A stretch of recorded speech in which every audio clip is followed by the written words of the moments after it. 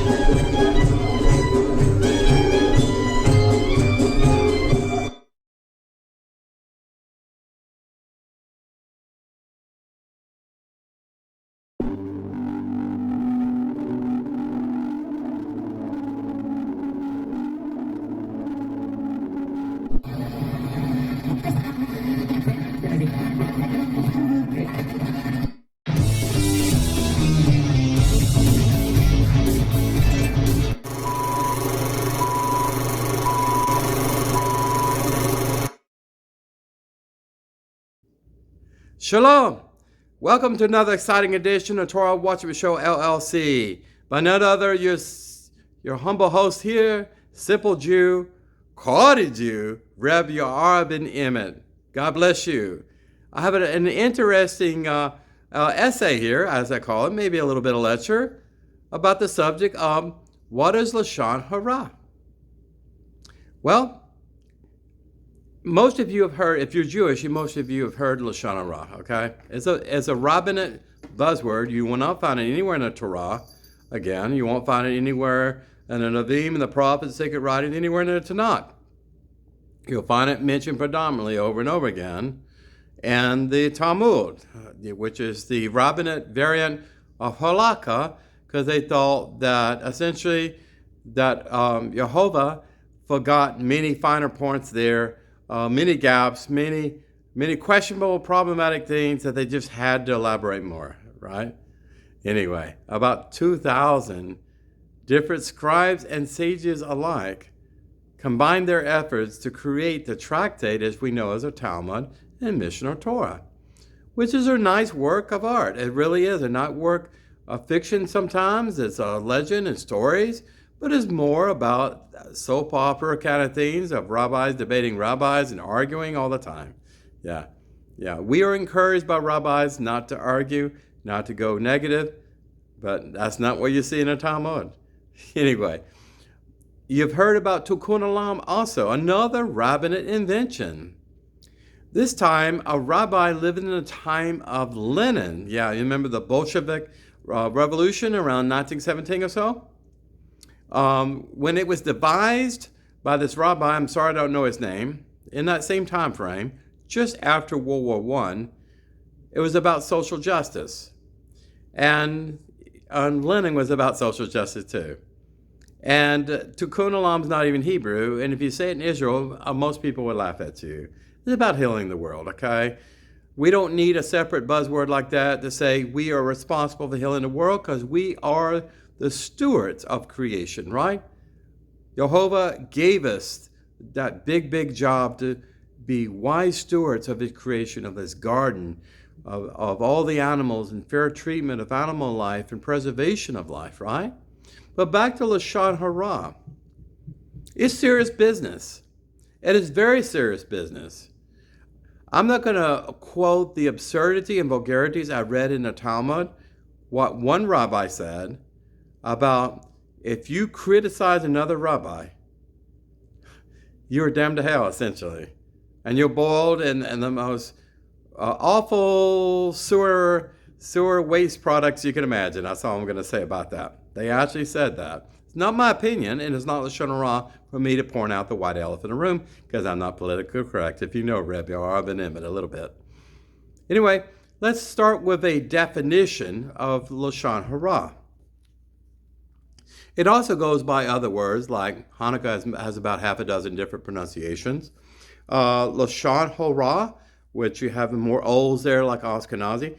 Lashon Hara, Horo, interesting. In Hebrew, it literally means evil tongue. I don't know why the need to come up with extra words, extra descriptive adjectives and things, nouns and things like that, instead of just reading the Hebrew word for evil tongue. Again, you don't find Lashon Hara anywhere. But what is its origins? Okay, stay with me. It is a halakha term of speech. When I say halakha, it's needful to point out halakha here is the Talmud, okay? Not necessarily the laws of Moshe. That is the master data source of everything, of even the talking points throughout the Talmud and oral tradition, etc., etc. Okay?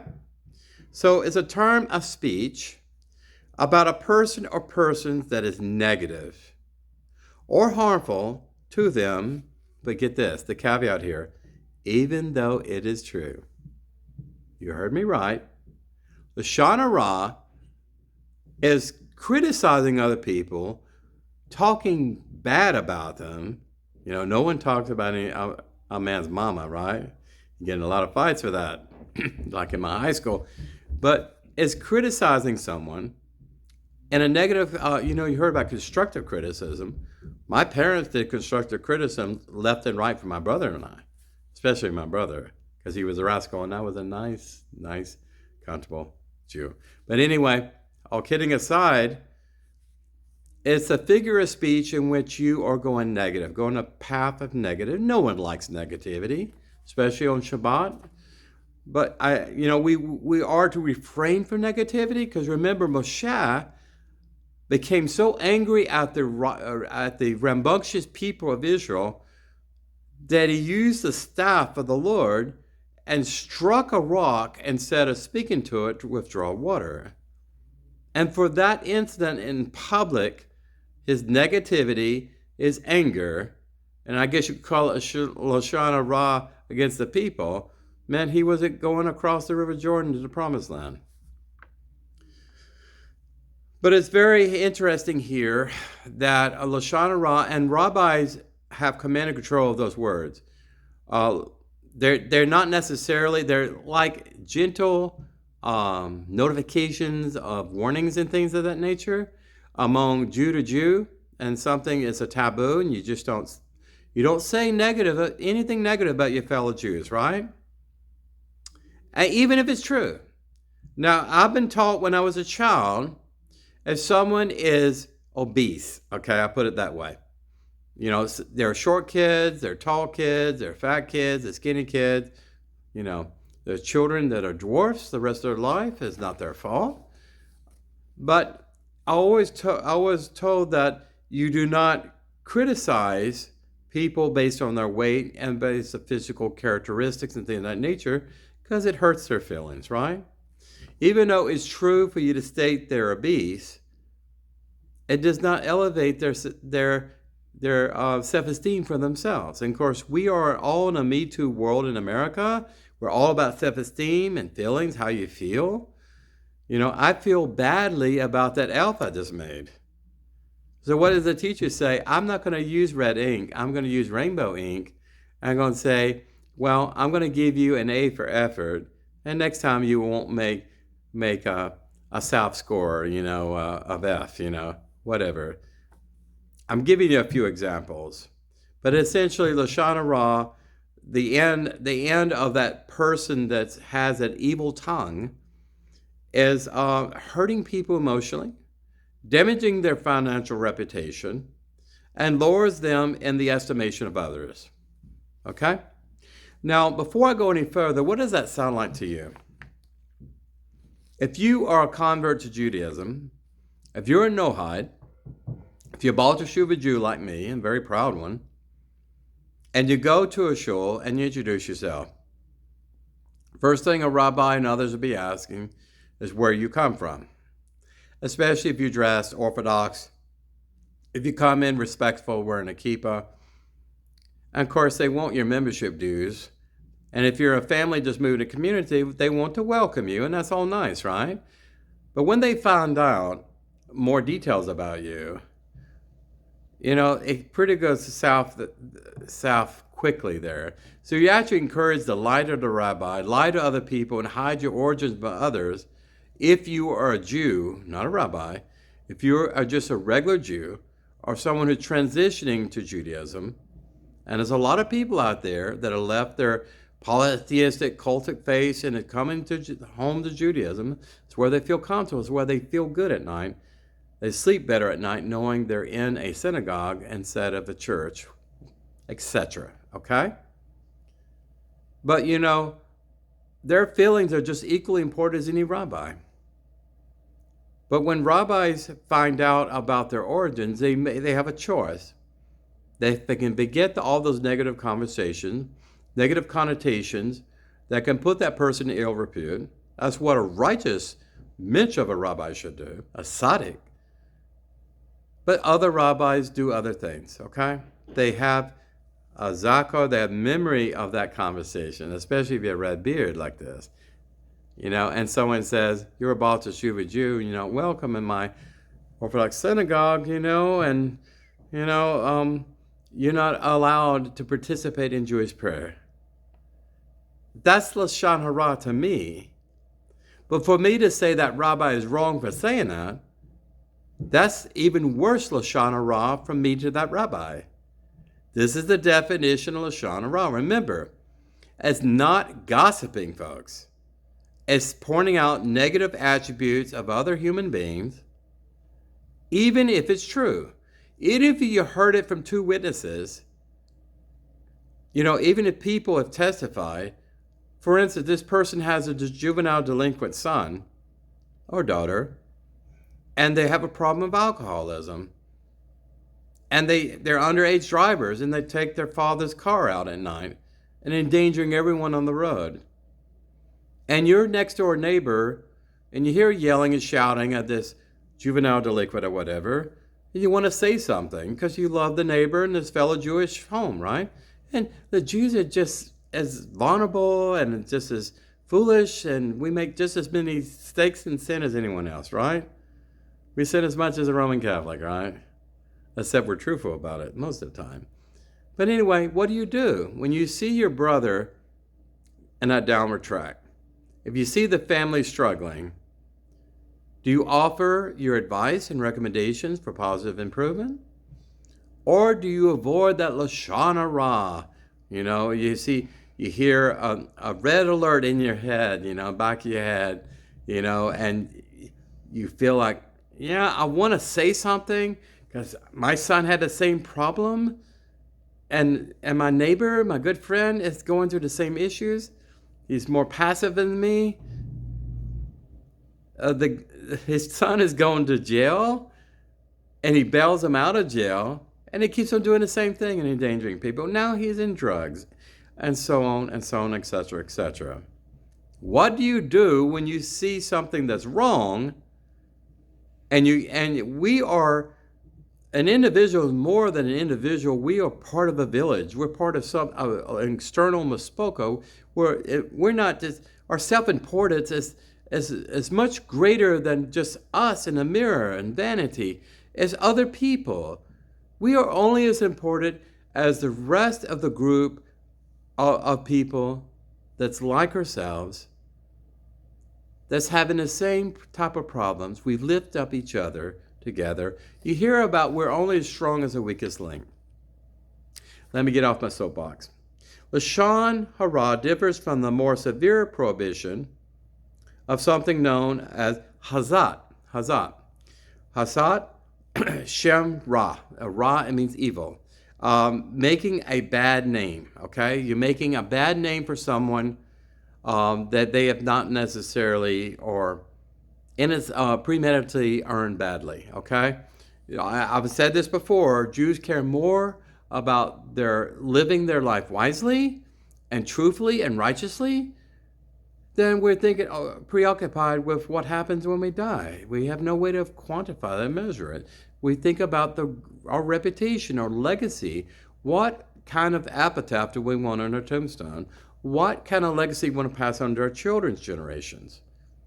So when you talk about this, you destroy someone's surname. You destroy their reputation and community. and to the point where their name is mud to other people. For example, how I felt in the past, I'm not going to go into any other details. You can watch my videos if you choose to. I've had rabbis, I'm not going to give any names, that have told other people I'm not Jewish. I've had people on Facebook that call me a Messianic Jew because I have love for Nohites, right? And because I have a concern about Christians in a cult kind of situation, and out of ignorance, they're molesting my Torah and changing things around and think they have to baptize us. Think about Rabbi Tovia Singer. But people can be really hateful, right? Can they?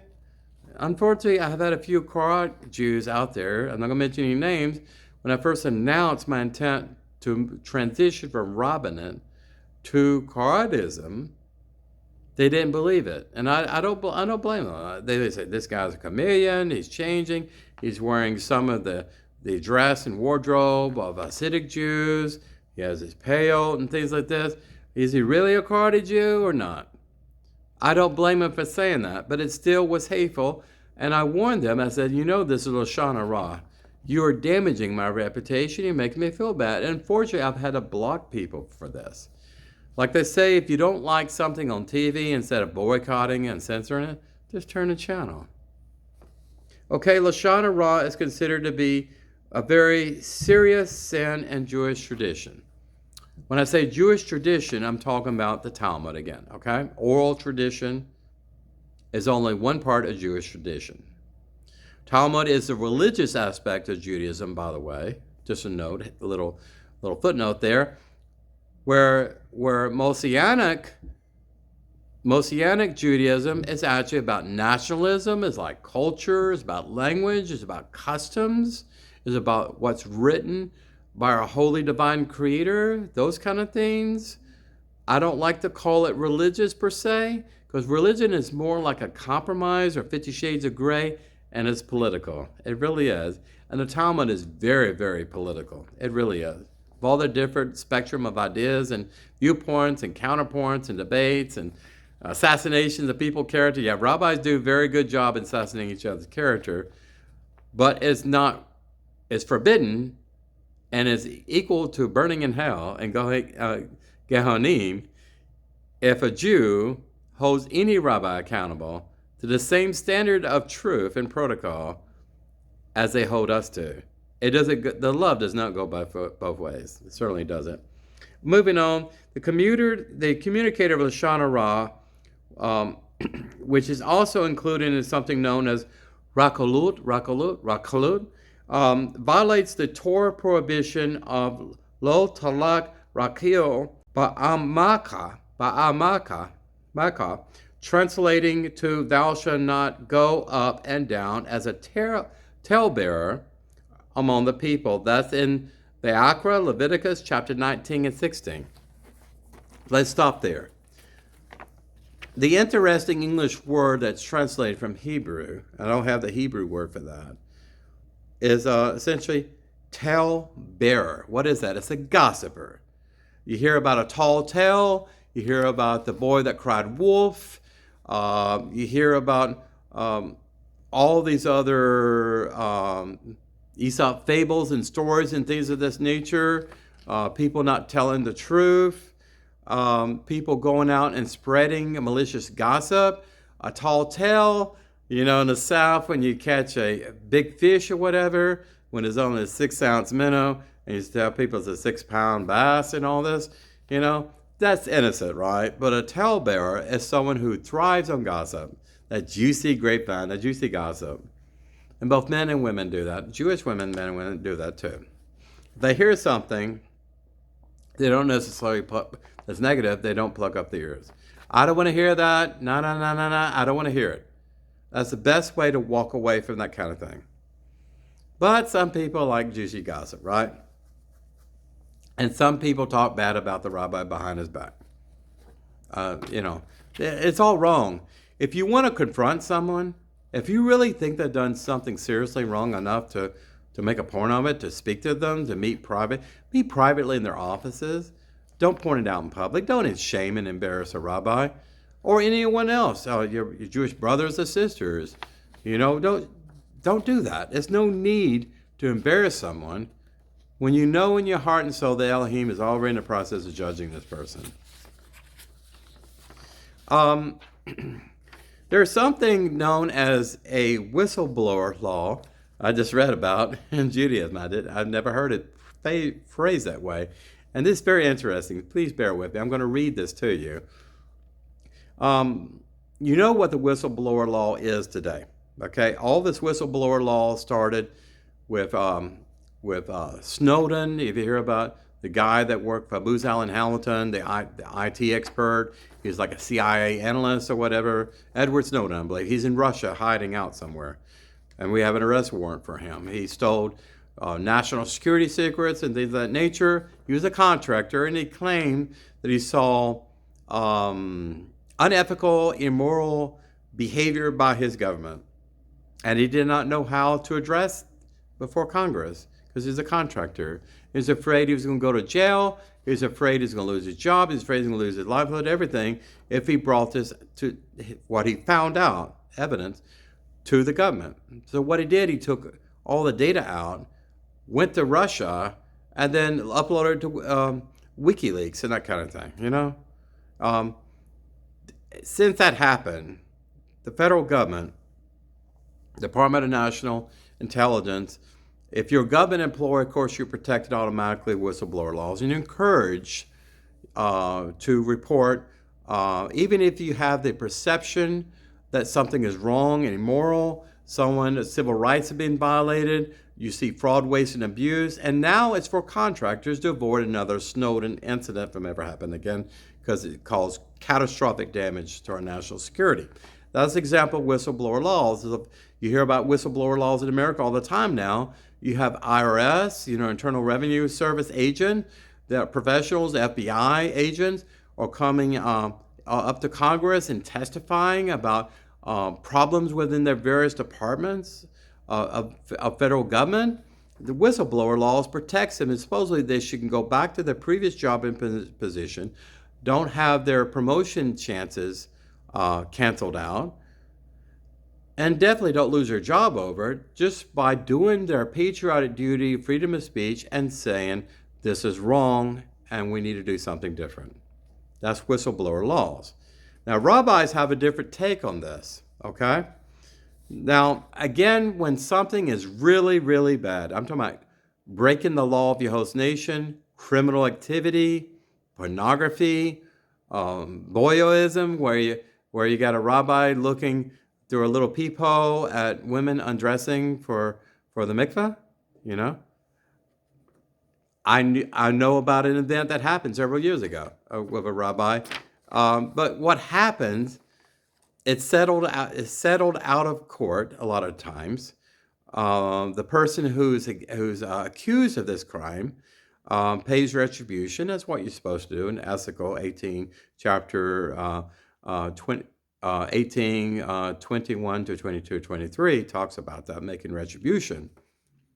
So when really bad criminal, like wire fraud, public fund, taking public funds that you're working with your 50C3, your charity organization, you're actually taking some of that money off the side and putting in offshore accounts, criminal activity like that, that's investigated by the FBI. So sometimes you just cannot keep that Lashon Hara under a closed lid forever.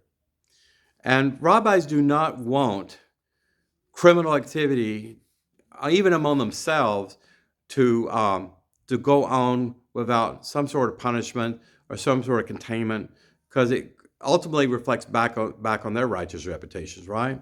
So let me read this here. Someone posed this question here about whistleblower laws. Someone knew about some financial irregularities and things of this nature in a company they worked for. This was a Jew. And this rabbi wanted to make abundantly clear that the freedom of speech that's guaranteed in our U.S. Constitution is not the same thing as freedom of speech in the Torah. Get this, quote unquote.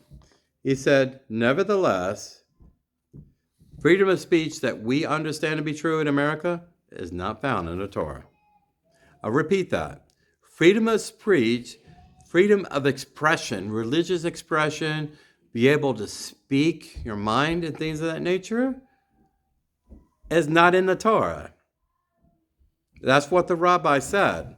What he's saying is that you have to constrain your freedom of speech by what laws?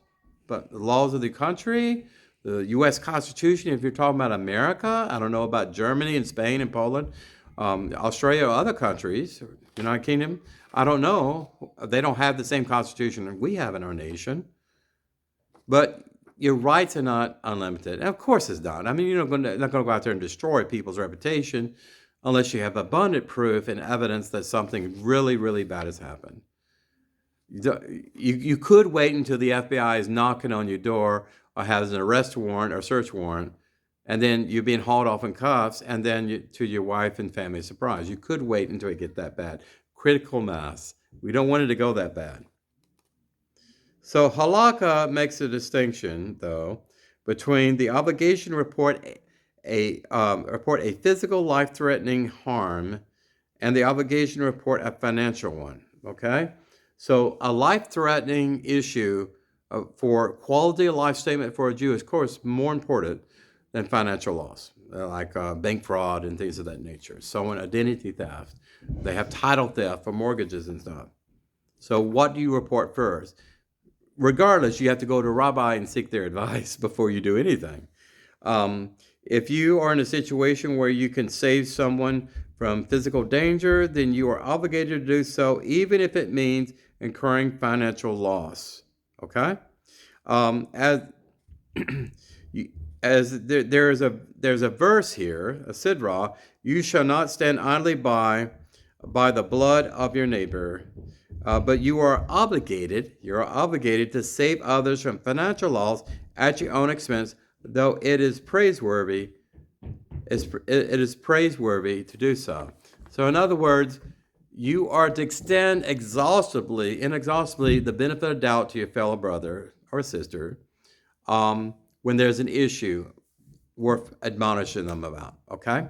Even to the point that you're loaning the money out and you know the money's going to drug abuse, the money is going off to pay off someone off the side, paying off witnesses and people that wants to go to the police on you, whatever. It's very muddy. And you hear about these crimes in Israel too. I'm going to briefly cover Bamidbar chapter 12 about the story of Miriam. And why I want to bring up the story in conclusion of the Lashon Hara. The enforcement of Lashon Hara, the rationale, the needful rationale for Lashon Hara that the rabbis have been touting since the Middle Ages in their Talmuds, not in the Torah, but except this story of Miriam, okay? As you know, Miriam saved the nation of Israel by saving her brother, Moshe. She did. She watched that basket of reeds and things going down the Nile and going to the princes of Pharaoh until he was saved, right? She also fostered a relationship through her mother, which acted like as a surrogate mother to the Pharaoh's daughter, a princess, for breastfeeding and nurturing and things of that nature. Okay? Miriam is mentioned predominantly in the Song of the Sea, and pretty much she heard angels singing before men did. Elohim was singing, and glory of Shamayim. Yeah, I'm playing. But she heard the words and composed the melody of Song of the Sea, and got a tambourine. She was well known for playing a tambourine. She loved a good beat. She loved to dance. She loved to sing. And I'm sorry, Rashi. She was singing and not murmuring, okay? She was singing loud with the sisterhood at that time. And then the men eventually joined in. So she's renowned for that. She's also renowned to be like a water bearer, in that out in the desert is very dry and you're very thirsty, right? there's something known as Miriam's well, too. In fact, in Pesach, in the Ashkenazi tradition, you have Miriam's cup. Kind of a reform movement of equitarian between women and men instead of Eliyahu's cup. And just that cup, we have Miriam's cup, too. And we have that at our table, too. Because I have a daughter and I have a wife, and there's a lot of women here in my home, even a female cat. But anyway, all kidding aside, Miriam was a very righteous woman, but she made a very serious error of judgment. And that evidently, and I did not realize this until today, after all these years of studying these passages, and Bamidbar chapter 12, and again it was mentioned in Davarim 2, before Miriam secretly met with her brother Aaron about reasons why Moshe was in cahoots with his so-called Cushite. She said Cushite. Cushite, of course, Cush was the son of Ham and is well known, is believed to be Ethiopia, okay? Ethiopia or Sudan today, okay? She was. They are a very dark complected, almost black, known as the burnt ones and things of this nature, Africans. This was not Zipporah. It does not say how Zipporah died or how long she lived. Of course, Moshe probably outlived his first wife after they had the two sons. The sons were grown men and they had children of their own. And evidently, I hate to say concubine, but it assumes that she was married to this Cushite woman. And you remember briefly, King David was married to Bathsheba, but in his elder years, he had problems staying warm at night. So he asked for a virgin woman, a virgin girl, plutonic, just to cuddle up and keep him warm at night. Because Bathsheba was running the kingdom as queen. Okay? So it may have been a situation like that. But anyway, what's fascinating here, that Elohim overheard this private conversation. And it was private. But you know how you start a talebearer, when you tell one tale to one person, you lose that liability there, because when you tell it to the other person, do you shake their hand? Don't ever spread this news to anyone else. This is between you and me. It's confidential, right? Well, lawyers can be disbarred if they don't protect client and attorney privilege, right? But it's essentially, she implied that Moshe had all the answers. Why does Moshe have all the answers? Why does only he hear from God? What about us? Doesn't Elohim care about us too in our points of view? Which appear to be a legitimate statement, but remember, didn't Korach, before that horrible rebellion occurred, didn't Korach make the same challenging statements? This Moshe was up in the years, and he already went through one insurrection with Korach. And the last thing Elohim wanted is the people to turn against Moshe. And it was beautiful the way Elohim was, his eloquency there in poetry, in motion, how he was defending his servant Moshe. He said, with other Navim and other prophets, I speak to them in their dreams, in a vision. But with Moshe, I speak to him face to face. Is there any other greater servant of mine than my friend Moshe? So he called them all to the tent of meeting, a private meeting of admonishment, apparently for Miriam's Lashon Hara, and Aaron was equally guilty, just like he was equally guilty with the rest of the people in the golden calf. I'm not going down that rabbit hole. So, long story short, a cloud of the Lord descended, covered the people, Aaron, Moshe, and Miriam. And when the cloud lifted, behold, Aaron in the ghast saw his sister covered with tazra, which is a form of leprosy during that time. It's not exactly leprosy. We're not sure exactly. It's a skin lesion, scaling. Some people get rashes all over the body and skin flakes and things like that. It's miserable. It's like living death.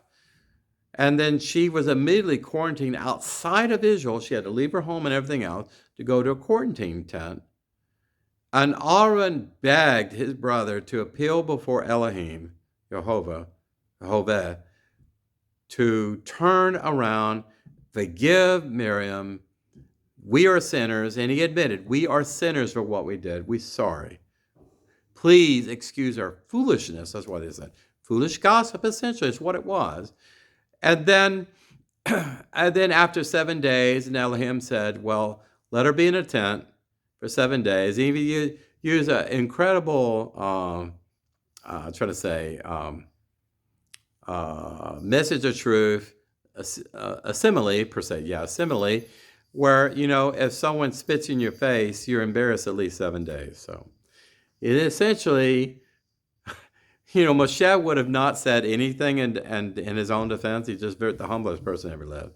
So Elohim was looking after his servant and said, Miriam essentially spit in your face. I'm sorry to tell you that. And then if I didn't do something soon, the word would have gone out, the terror, the gossiping would have gone out, and it would have caused another problem, a lot of division within tribal Israel. We don't want that. Okay, so that story is rehearsed over and over and over again in Talmud in support of Lashon Hara. So in other words, Rabbi said, don't be like the gossiping terror Miriam, the Lashon Hara person of interest with all the evil tongue and everything else, that we all beat her chest, and then Yom Kippur. Don't be like her.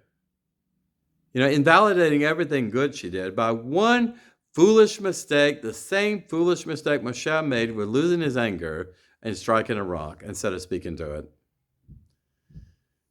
Her righteous reputation as Eshekah was totally invalidated every time a rabbinical discussion in the Talmud, not so much today, but if you ask a rabbi where Lashon Hara comes from, there's something in Tehillim too. I don't have that verse with me. In the book of Psalms, King David talked about the evildoers around him. Let the angel of the Lord sword rush them away. Let their evil words fall as dust upon the ground. Don't let me have to defend myself and go and so there's legitimacy in this about bearing false witnesses. But where this Jew and the Karaite Jew pauses is, and I promise you I'm reaching a conclusion, is that to criticize someone because it's true and because they are hurting themselves, they are hurting other people, and they may be gossiping themselves. And if you wait until multiple people are hurt and abused and maimed and destroyed with this talebearer kind of thing, where's that liability? Where will Elohim hold that liability statement for? The person that was causing the evil in the first place, or the person who knew about the evil and did nothing about it? Folks, the last statement I want to make about Lashon Hara is, Lashon Hara is a rabbinical enterprise. What am I saying? Lashon Hara is to protect rabbinical interests. Their clique. In other words, rabbis, not say Orthodox rabbis, rabbinites, can do no wrong. No one can say anything wrong about a rabbi. They are above reproach. Why? Because they equate themselves with Moshe Rabbeinu. Moshe was a master rabbi, and they inherit that leadership, that judge role, lawgiver, chief lawgiver, and everything else. You kiss the rabbi's hand. You never say anything wrong about the rabbi, even though they're leading the people astray. They may be beating their wife when no one's looking. They may be abusing their children. They may be delving into pornography when they're telling their congregation about other people, not rabbis, but other Jews that just went to jail because of this. I had a mayor in my area in Silver Spring in College Park. He went to jail over pornography. And I already told you I knew about one rabbi that was getting into that area too as well. And there's reports in Israel, unfortunately, about rabbis that have gone to prison all over the world for these kind of things, okay? The thing is, for any rabbi to hold the Torah scroll in their hand and say, if you judge me, if you criticize me, you say anything wrong with me, even if it's true, not only is it Lashon Hara, you will burn in hell over it. That's what it says in the Talmud. It's unbelievable what I read. It's all over my Jewish learning. It's all over Haaretz, Jerusalem Post, Israeli News. Just Google it as Wikipedia's and all this, all over the place there. And Chabad talks about it too. Again, their defense is Miriam. Don't be like Miriam. Don't be like that wench Miriam. That's just gossips and everything else. One sidra taken grossly out of context and then made into an entire philosophy and theological construct that benefits mainly rabbis and other people. Again, I've already told you, my fellow Jews and even rabbis said it's okay to have Lashon Hara for someone who's not a Jew. But what does it say in the Torah about love your neighbor as yourself, even though they're not a Jew? What does it say to come to the need and help of another human life, even though they're not Jewish? Lashon Hara protects other rabbis from having their reputation smeared and ruined. I do not want to ruin anyone's rabbi's reputation. I have never said anything that's 100% opinionated, and that is not true. Everything I've said in my YouTube channels up to this point is based on my own personal experiences or the experiences of my close friends. I don't like to see anyone hurt, Jew or Gentile. And by the way, even though I'm a Karaite Jew, does not mean I don't love Hasidim. I don't love my Jewish brethren, whether they're Orthodox, ultra-Orthodox. A problem with Satmars. Who doesn't? But, I love these people. I love them all the same. They're beautiful and the beautiful image, in Elohim. They really are. But I'm telling you the truth about Lashon Hara, like Tikkun Olam. It's a buzzword created by rabbinites, essentially to protect their own selfish interests. Self-piety. They do no wrong. I've never heard of a rabbi losing their license, their smikah, to be a rabbi. I've never heard about it. They've been moved around. They're like a bad teacher. You can never fire them. You cannot never get rid of them because the teacher union protects them. And then moves them to another school district to hurt other kids. And even though they know other kids are hurting other kids and people that are acting wrong and rape and all this, they hide it. They hide these things going on. Rabbis should be righteous only in the eyes of their God and not in themselves. Okay? What I'm saying is, if anyone should lead and correctly instituting do cause no harm, do not hurt your fellow brother, do not hurt their feelings, don't destroy their reputation, which is equal to murder. And I believe you could completely destroy someone. Your bullying in school has led to suicide in our nation's high schools in America. It's absolutely horrendously terrible. We can be better at this, folks. But Lashon Hara is like finding a devil underneath every rock. It's everywhere. It's everywhere. I've had so many people as an excuse for not giving me a straight answer, they're saying I was practicing Lashon Hara by even mentioning it. I had a rabbi tell me that is wrong, it's against halakha for me to go to Arlington National Cemetery where there are more than 5,000 Jewish souls buried there. A lot of them are Kohen. And I said, no rabbi goes there and prays for them. I went there one time and prayed for them. And he told me I should have never gone there because it's against halakha. I asked him why. And he said, regardless, he said, you should have never said rabbis never go there because it would impugn their reputation. I'd even mention someone's name. That's what they say. That's their cover story. That's their cover story. That rabbis can do no wrong, but we can do a lot of wrong. If you're a Gentile, you can call them every curse word and smock and all this stuff all you want to because they're not Jew. Like you say, at the end of the day, thank God for not making me a Gentile, right? Or a woman. I could go on, but I won't. Just think about Lashon Hara as an overused term. It's sickeningly overused. It excuses away bad behavior by people in authority, whoever is a rabbi or not a rabbi or whoever it is that you look up to, it excuses away their behavior, and it puts a talisman, like Sarai looking at Hagar with an evil eye, that kind of thing. Don't you say anything bad about that rabbi. Don't you say anything about that Jewish school, even though it hurt your daughter and impugned your own daughter's reputation. And you had to explain to her why she was treated that way by rabbis. Listen, I'm not out to attack rabbis. I have a very good rabbi in my conservative shul. I'll go there because the closest match to Karaitism I can find in Kent Mill. It really is. So go out, go out and live the Torah. Be true to yourself. Don't be a hypocrite. Be sincere. Don't go out and spread gossip. At the same time, don't let your brother fall in complete ruin where you're so afraid of Lashon Hara, some rabbi telling you, don't you say anything bad about that Jew, even though they're going to prison next month, because you could have warned them. Or their teenage son wrecked a car because he couldn't stop drinking and killed himself or killed other people in reckless driving and homicide, vehicle homicide. Listen, always look out after your neighbor, report a crime, because you know in your heart it's the right thing to do, right? You don't have to ask a rabbi permission before you go to the bathroom, okay? You don't have to ask a rabbi permission before you call your doctor or pick up the phone or get dressed. Show rabbis respect. Show them respect, because it's tradition to show rabbis respect.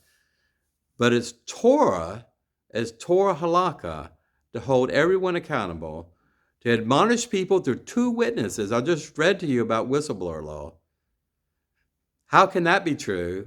And how can that be okay? But you can't criticize someone even though it is true, unless you're a whistleblower. I just find all this very entertaining, but it's also very disturbing too. It really is. The more I read and research these things, I guess sometime I shouldn't be surprised. Shalom Aleichem. Listen, this is Torah Watchman here. Thank you for attending this video. God bless you. Listen, share the wealth of knowledge and love and truth to everyone you know.